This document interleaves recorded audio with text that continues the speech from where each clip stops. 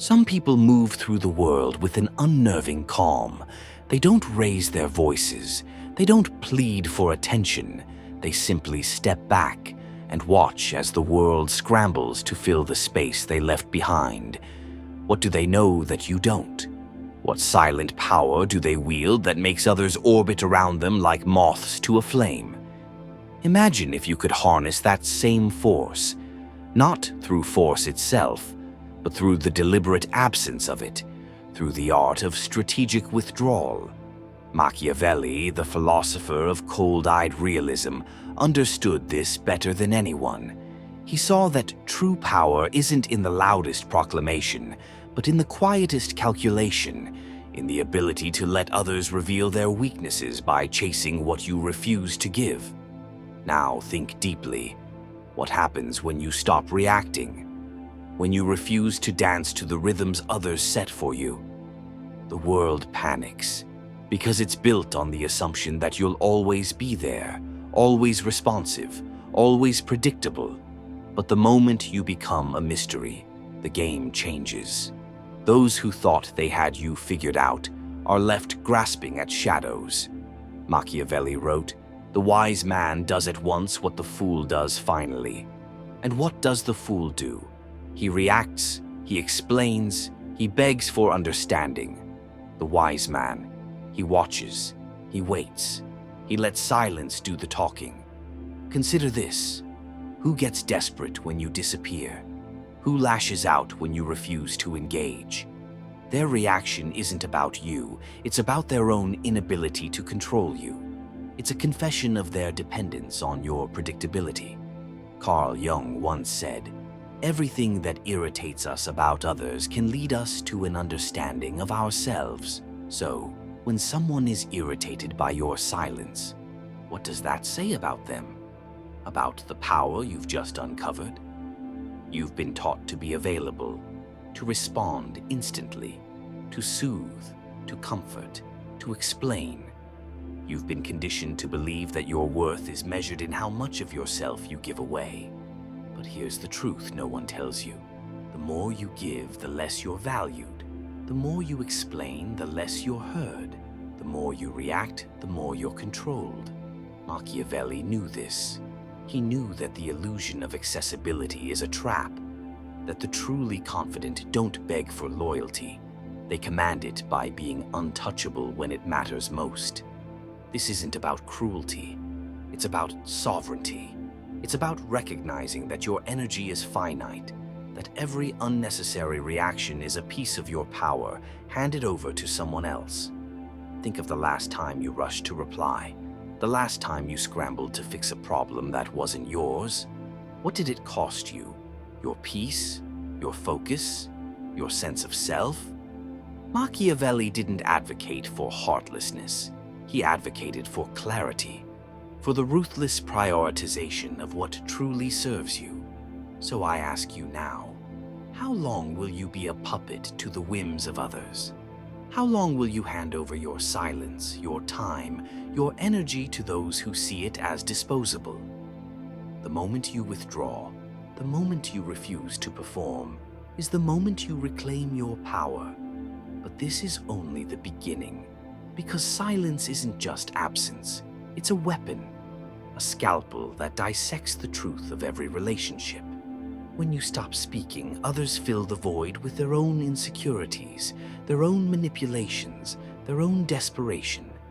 And in that chaos, you see them for what they really are. Machiavelli wrote, "Men are so simple and so much inclined to obey immediate needs that a deceiver will never lack victims for his deceptions." But what happens when you're no longer simple? When you refuse to obey? This is where the game shifts, where the truly confident separate themselves from the desperate masses. They don't control others. They control themselves, their reactions, their presence. And in that control, they become untouchable. But how? How do you cultivate this kind of power? Let's talk about the first pillar, the illusion of availability. You wake up to notifications, demands, questions that don't deserve answers. You move through your day like an open book, your emotions, your time, your attention always on display, always up for grabs. But what if I told you that your constant availability is the very thing that makes you invisible? Machiavelli observed that it is better to be feared than loved if you cannot be both. But fear isn't about cruelty, it's about respect, about the unspoken understanding that you are not to be taken for granted. Think of the last person who truly commanded your respect. Was it the one who was always there? Or the one who made you wonder if you were worthy of their time? The human mind is wired to value scarcity, to chase what isn't easily given.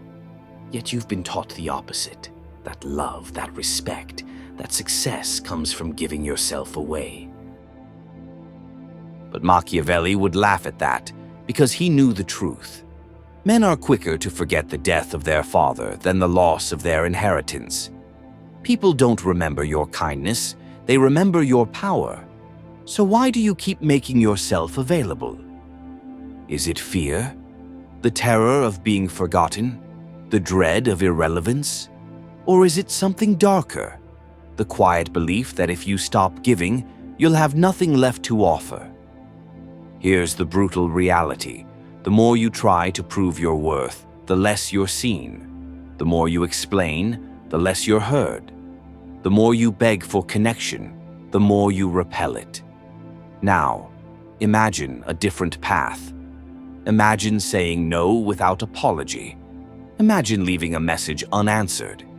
Imagine walking away from a conversation that drains you. What do you feel? Guilt? Anxiety? Or is there something else beneath it, a flicker of freedom? This is the first lesson of Machiavellian confidence. Your absence is more powerful than your presence. But to wield it, you must confront the lies you've been fed. The lie that you owe the world your time. The lie that your value is measured in how much you endure. The lie that silence is weakness. Let me ask you this. Who controls your energy? You, or the people who know exactly which buttons to press? There's a moment in every predator's hunt when the prey realizes it's been seen, that split second of stillness before the chase begins. That's the moment the truly confident live in. The moment between stimulus and response where most people lose themselves. Machiavelli wrote, "The lion cannot protect himself from traps, and the fox cannot defend himself from wolves. One must therefore be a fox to recognize traps, and a lion to frighten wolves." But how? How do you become both fox and lion? The answer lies in withdrawal. Not the retreat of cowardice, but the withdrawal of the chess master. The one who steps back not because they're losing, but because they're preparing to win. Think of the last time someone tried to provoke you. What did you do? Did you rise to the bait? Or did you let their words hang in the air unanswered, forcing them to confront the emptiness of their own words? Silence isn't passive. It's an act of aggression, a refusal to play by the rules others have set. When you withdraw, you expose the desperation of those who need your reaction. You reveal the flimsiness of their power. And in that revelation, you reclaim yours. But this isn't just about external games. It's about the war within. The battle between the person you've been conditioned to be and the person you could become. The truly confident don't fight every battle. They choose the ones that matter. They know that most conflicts are tests, probes, to see how easily you'll surrender your energy.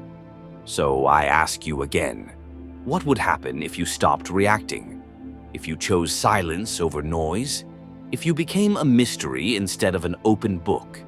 The answer is simple. Everything would change.